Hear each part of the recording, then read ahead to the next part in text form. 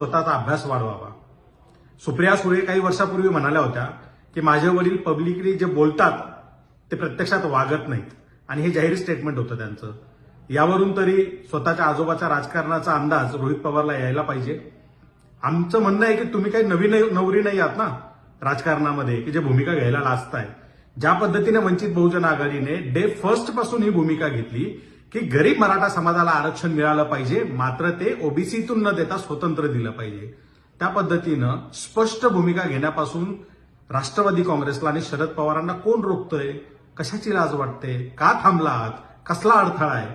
स्पष्ट आणि थेट भूमिका घ्या, भूमिका मांडा. रोहित पवारांनी जाऊन आधी स्वतःच्या आजोबाला हे सांगायला हवं की आपण आपली भूमिका मांडली पाहिजे. जनतेमध्ये जो काही रोष आहे, जी अस्वस्थता आहे, ती दूर करण्यासाठी पक्षाची भूमिका स्पष्टपणे जाणं आवश्यक आहे.